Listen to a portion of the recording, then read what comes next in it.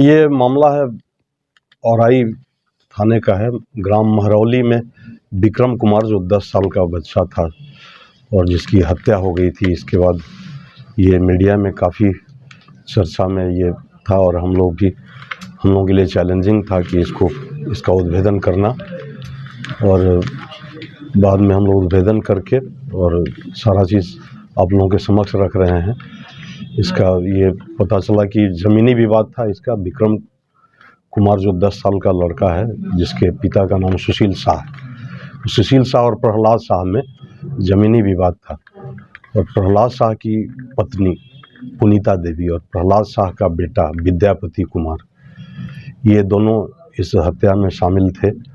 और सबसे आश्चर्यजनक बात है, इसलिए आप सबों को आमंत्रित किया गया है कि इसमें अपनी ही चाची, यानी कि जो विक्रम कुमार की अपनी चाची अनरजीत शाह की वाइफ रागिनी देवी, वो इस घटना में शरीक हो गई। और उसने अपने घर से पहसुल लाया जिससे कि इसकी विकास कुमार की हत्या हुई, और लड़के को भी घर से निकाला। क्योंकि लड़के को घर से निकालना बहुत ही टफ था, तो हम लोगों ने जो अनुसंधान किया है, कुछ मानवीय अनुसंधान है, कुछ वैज्ञानिक अनुसंधान है, जिसके आधार पर ये पता चला कि वो विक्रम कुमार को, जो 10 साल का लड़का था, अपनी ही चाची, सगी चाची, उसको निकाल के लाई और साथ में पहसुल भी लेके आई। और कालांतर में क्या हुआ कि जो ज़मीनी विवाद था, तो इस ज़मीनी विवाद में जो अनरजीत शाह की जो ये वाइफ है रागिनी, वो दुश्मनों से मिल गई और दुश्मनों से मिल करके अपने ही गोतनी के 10 साल के छोटे बच्चे को भी घर से निकाली और पहसुल लेके गई। फिर पुनीता, विद्यापति कुमार और रागिनी देवी तीनों मिलकर एक सुनसान जगह पर, जहाँ की लोग बहुत कम जाते हैं, वीरान जगह है, वहाँ पर एक बंद कमरे में ये लोग तीनों मिल करके उसकी हत्या किए और डेड बॉडी को वहीं छोड़ दिए। बाद में ये था कि विद्यापति कुमार बोला कि अपने माँ को, पुनीता देवी को बोला कि तुम घर से भाग जाओ। रागिनी देवी पर तो किसी को भी विश्वास नहीं था कि रागिनी देवी इसमें हो सकती है, तो रागिनी देवी अपने घर चली आई। और फिर बाद में विद्यापति ने कहा था कि मैं लाश को ठिकाने लगा दूंगा।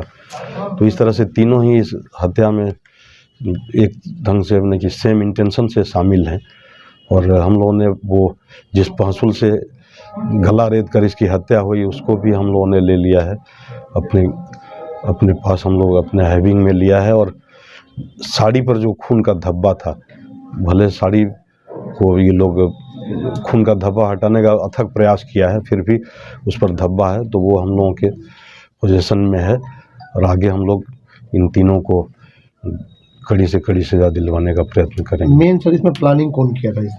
इसमें प्लानिंग है रागिनी कुमारी का, जो कि अपनी ही चाची है और देख रही थी कि के बाद में परिवार के साथ मौजूद होकर रो गा भी रही थी उस समय। हाँ, बिल्कुल। और मैंने कि थानाध्यक्ष बता रहे थे, इसमें थानाध्यक्ष की भूमिका, और रोशन कुमार मिश्र थानाध्यक्ष राजा कुमार हैं। इन लोगों ने काफ़ी एक नए अंदाज में इन लोगों ने इसका अनुसंधान किया और इसमें सफलता भी इनको मिली। तो रागिनी मुख्य जो कल्प्रिट है, रागिनी ही पहले देखी कि जिससे भी इसका विवाद है, उसी के घर में ये सब कुकृत्य किया जाए, जिससे कि ये साफ बच जाएगी। लेकिन अपराध छुपता नहीं है और सबके सामने आ गया।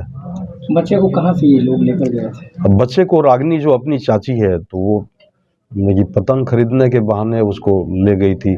और देखने वाली बात है कि साथ में पहसुल भी साथ में ली थी, और वो पहसुल भी रागिनी देवी के ही पोजीशन से बरामद हुआ। उसके निशानदेही पर ही पहसुल को बरामद किया गया है। तो ज़मीनी विवाद कितने सालों से चल रहा है? ज़मीनी विवाद 4 सालों से चल रहा था, लेकिन ज़मीनी विवाद इसमें कम है। एक विवाद जो नया उभर कर आया कि रागिनी देवी का ही, ये काल्पनिक नाम सारा मैं बता रहा हूँ, रागिनी देवी का ही उसके अपने देवर से कुछ प्रेम संबंध था, जिसमें कि पूरे गांव के लोगों ने देवर को अलग कर दिया।